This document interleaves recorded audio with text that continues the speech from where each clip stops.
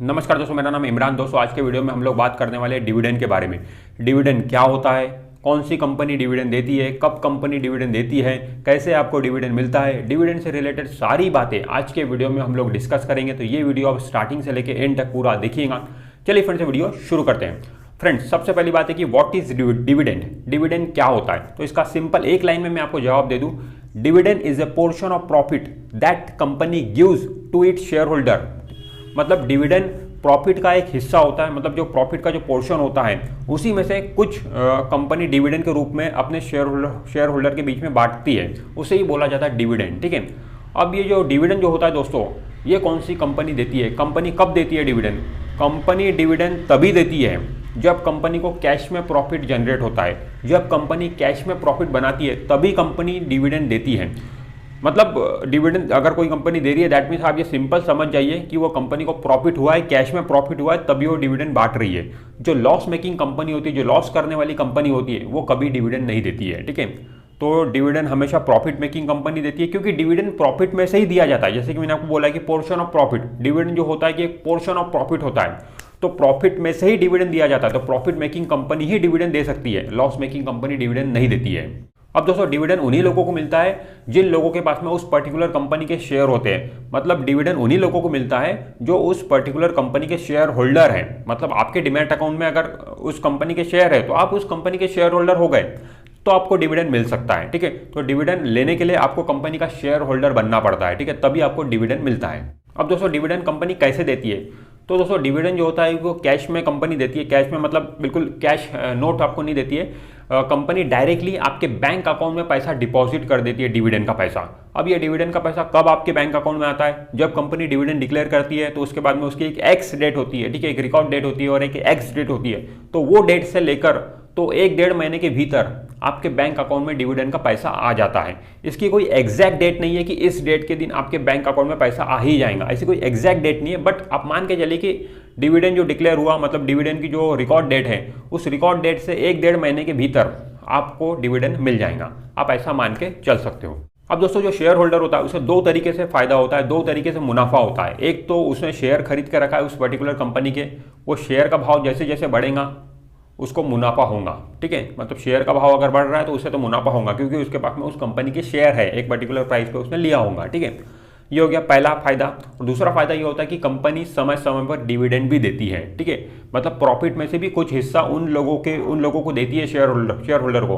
तो ये दो तरीके से मुनाफा होता है एक शेयर होल्डर का, मतलब डिविडेंड का पैसा भी उसे मिलता है और शेयर का प्राइस जो बढ़ रहा है, शेयर एप्रिसिएशन, उसका भी फायदा उसे मिलता है। अब दोस्तों कुछ कंपनी स्टॉक मार्केट में ऐसी भी है जो कैश में प्रॉफिट बनाती तो है, रेगुलर बेसिस पे कैश में प्रॉफिट बनाती है, बट फिर भी वो शेयर होल्डर को डिविडेंड नहीं देती है। तो देखिए दोस्तों, डिविडेंड देना या नहीं देना ये कंपनी पे डिपेंड करता है। कंपनी के बोर्ड ऑफ डायरेक्टर ये चीज़ डिसाइड करते हैं। डिविडेंड देना कंपलसरी नहीं है। ऐसा नहीं है कि कोई कंपनी को कैश में प्रॉफिट हो गया तो ये कंपलसरी है उसको डिविडेंड देना ही है, ऐसा बिल्कुल नहीं है। ये ऑप्शनल है। ये कंपनी पे डिपेंड करता है कि आपको डिविडेंड मतलब शेयर होल्डर को डिविडेंड देना है या नहीं देना है। एक्चुअली होता क्या है दोस्तों, देखिए कैश में प्रॉफिट कंपनी ने बना ली। ठीक है, अब कंपनी के पास में दो चॉइस रहती है। कैश में प्रॉफिट आया है कंपनी के पास में, जो पैसा आया है उस पैसे का क्या करना है, ये बोर्ड ऑफ डायरेक्टर डिसाइड करते हैं। क्या उस पैसे में से कुछ पैसा शेयर होल्डर को डिविडेंड के रूप में बांट देना है, या कुछ भी नहीं बांटना है और पूरा का पैसा बिजनेस में ही लगाना है, मतलब और बिजनेस को ग्रो करने में लगाना है और बिजनेस को आगे बढ़ाने में लगाना है। तो ये पूरी तरीके से बोर्ड ऑफ डायरेक्टर का डिसीजन होता है। नॉर्मली जो कंपनी पुरानी कंपनी है, जो मैच्योर्ड हो चुकी है, काफ़ी सालों से बिजनेस कर रही है और स्टेबल उनका बिजनेस है, तो वो रेगुलर बेसिस पे शेयर होल्डर को डिविडेंड देती है। ठीक है, बट जो नई कंपनी है, ठीक है, अभी उनको और अपना बिजनेस एक्सपांड करना है, बिजनेस ग्रो करना है, बिजनेस में और पैसे की उनको ज़रूरत है, तो ऐसे में उन्हें जो भी कैश प्रॉफिट होता है तो वो पसंद करते हैं कि शेयर होल्डर को इसमें से डिविडेंड ना दिया जाए, पूरे के पूरे पैसे को यूज़ किया जाए बिजनेस को एक्सपांड करने के लिए, बिजनेस को ग्रो करने के लिए। तो नॉर्मली जो न्यू कंपनी है वो जनरली आपको डिविडेंड शायद नहीं देंगी, ठीक है, प्रॉफिट होने के बावजूद भी, बट पुरानी company, matured company normally dividend दे देती है। अब दोस्तों जो डिविडेंड दिया जाता है वो नंबर ऑफ शेयर पर दिया जाता है, मतलब आपके डीमैट अकाउंट में कितने नंबर ऑफ शेयर है इस पर डिपेंड करेगा कि आपको डिविडेंड कितना मिलेगा। नॉर्मली कंपनी जो डिक्लेयर करती है डिविडेंड 2 रुपये पर शेयर, 10 रुपये पर शेयर, वो एक्चुअली जो डिविडेंड डिक्लेयर किया जाता है वो शेयर का भाव इस समय मार्केट में क्या चल रहा है उस पर डिक्लेयर नहीं किया जाता है। वो शेयर की फेस वैल्यू पे डिपेंड किया जाता है, शेयर की फेस वैल्यू पे डिक्लेयर किया जाता है। मान लो कंपनी का भाव इस समय शेयर मार्केट में 1000 रुपये चल रहा है, ठीक है, ये भाव हो गया, ये मार्केट प्राइस है शेयर की, बट उसकी फेस वैल्यू है 10 रुपये। और कंपनी जब डिविडेंड डिक्लेयर करेंगी तो मार्केट प्राइस नहीं देखती है कंपनी डिविडेंड डिक्लेयर करते टाइम। डिविडेंड डिक्लेयर करते टाइम कंपनी फेस वैल्यू पर ही डिविडेंड डिक्लेयर करती है। उस कंपनी की फेस वैल्यू 10 रुपये और कंपनी ने डिविडेंड डिक्लेयर किया 200% ऑफ फेस वैल्यू, मतलब फेस वैल्यू का 200% आपको डिविडेंड मिलेगा। अब 10 रुपये उसकी फेस वैल्यू है तो 200% कितना हुआ, 20 रुपया, ठीक है, तो आपको 20 रुपये डिविडेंड मिलेगा। ये 20 रुपये पर शेयर है, ठीक है। अगर आपके पास में उस पर्टिकुलर कंपनी के 100 शेयर है तो आपको डिविडेंड कितना मिलेगा, 2000 रुपये। एक शेयर पर आपको 20 रुपये मिल रहा है तो 100 शेयर पर आपको 2000 रुपये मिलेगा, ठीक है। तो इस तरीके से आपको डिविडेंड मिलेगा, मतलब नंबर ऑफ शेयर, मतलब जितने शेयर आपके पास में रहेंगे उतना ज्यादा डिविडेंड आपको मिलेगा, ठीक है। अब दोस्तों ऐसा बिल्कुल भी नहीं होता है कि जो कंपनी डिविडेंड देती है वो कंपनी अच्छी होती है और जो कंपनी डिविडेंड नहीं देती है वो कंपनी खराब होती है, ऐसा बिल्कुल भी नहीं होता है, ठीक है। अभी देखिए कंपनी को अगर कैश में प्रॉफिट हो रहा है तो ये कंपनी के ऑप्शन है, कंपनी के पास में चॉइस है कि वो उस पैसे का क्या करे, ठीक है।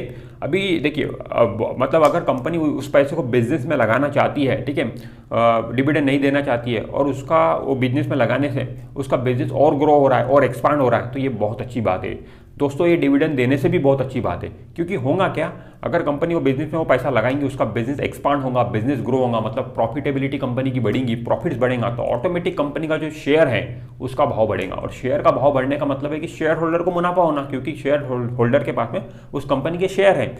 तो डिविडेंड नहीं देकर कंपनी अगर बिजनेस को ग्रो करती है उस पैसे से तो ये बहुत अच्छी बात है, शेयर का भाव ज़्यादा बढ़ेगा, ज़्यादा परसेंटेज में बढ़ेगा। जितना डिविडेंड नहीं मिलना था शेयर होल्डर को उससे ज़्यादा उन्हें शेयर में मुनाफा हो जाएगा, ठीक है।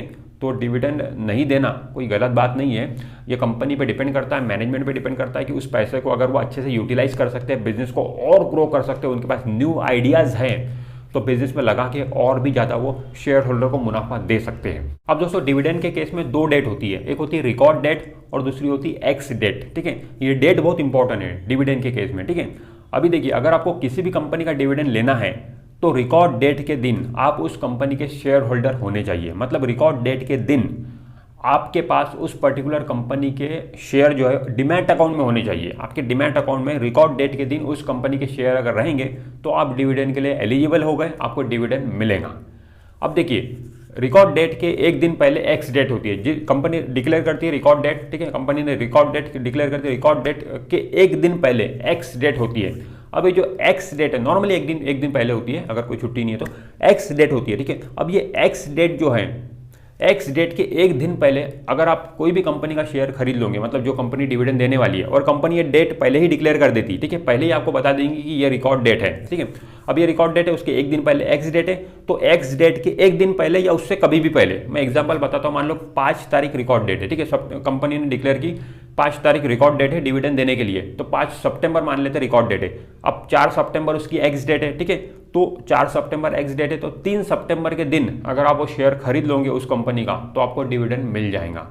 3 को खरीदोगे, 2 को खरीदोगे, उसके पहले कभी भी खरीदोगे तो आपको डिविडेंड मिल जाएगा, बट मिनिमम आपको 3 तारीख तक वो शेयर खरीद लेना पड़ेगा, तभी आप डिविडेंड के लिए एलिजिबल रहेंगे। क्योंकि दोस्तों देखिए 3 तारीख को आप शेयर खरीदोगे और हमारे इंडियन स्टॉक मार्केट में T+2 में सेटलमेंट होता है। अगर आप 3 तारीख को शेयर खरीदोगे तो उसका सेटलमेंट 5 तारीख को होगा, मतलब 5 तारीख के दिन वो शेयर आपके डिमैट अकाउंट में आ जाएंगे और 5 तारीख तो रिकॉर्ड डेट है, मतलब रिकॉर्ड डेट के दिन आप उस पर्टिकुलर कंपनी के शेयर होल्डर कहलाओगे। इसीलिए एक्स डेट के एक दिन पहले खरीदने से भी आपको डिविडेंड मिल जाता है, तो आपको ये ध्यान में रखना पड़ता है। और दोस्तों नॉर्मली जैसे कि मैंने आपको बता दिया कंपनी पहले ही ये डेट डिक्लेयर कर देती है, तो इसमें जो कंपनी के शेयर होल्डर नहीं भी होते हैं उन लोगों के पास में भी चांस होता है कि उस पर्टिकुलर कंपनी का शेयर होल्डर बना जाए और डिविडेंड के लिए एलिजिबल हुआ जाए, ठीक है। मतलब जो शेयर होल्डर नहीं भी है वो भी कंपनी के शेयर खरीद कर शेयर होल्डर बन सकते हैं और वो भी डिविडेंड ले सकते हैं, क्योंकि ये डेट कंपनी पहले ही डिक्लेयर करती है। अच्छा दोस्तों बहुत सारे लोगों के मन में ये भी डाउट होता है कि जैसे कि डिविडेंड के लिए तो वो एलिजिबल हो गए, ठीक है, उनके पास में शेयर है, रिकॉर्ड डेट के दिन भी शेयर है, ठीक है, अब कंपनी ने डिविडेंड तो डिक्लेयर कर दिया है, ठीक है, रिकॉर्ड डेट आ गई, बट डिविडेंड का पैसा उनके बैंक अकाउंट में नहीं आया, जो कि 1-1.5 महीने में आता है, जैसे कि मैंने आपको पहले बताया। तो क्या वो पैसा जब तक आया नहीं है तब तक वो शेयर हम नहीं बेच सकते हैं कि अगर हम शेयर बेच देंगे तो हमको डिविडेंड मिलेगा कि नहीं मिलेगा?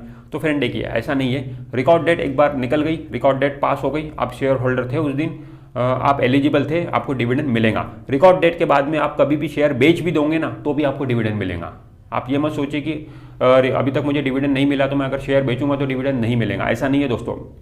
रिकॉर्ड डेट के बाद में आप शेयर को बेच दो तो भी आपको डिविडेंड मिलेंगे। और दोस्तों ये जो डिविडेंड होता है ये कंपनी साल में कितने भी बार दे सकती है, ये पूरी तरीके से कंपनी पे डिपेंड करता है कि वो कितने बार शेयर होल्डर को खुश करना चाहती है। वो जितने बार चाहे उतने बार डिविडेंड शेयर होल्डर को दे सकती है। बट नॉर्मली देखा जाए तो मतलब मैक्सिमम कंपनी जो होती है वो साल में एक ही बार डिविडेंड देती है। कुछ कंपनी होती है जो साल में 2-2 बार 3-3 बार भी डिविडेंड दे देती है। तो ये पूरी तरीके से कंपनी पे डिपेंड करता है कि वो कितने बार शेयर होल्डर को डिविडेंड देंगी, ठीक है।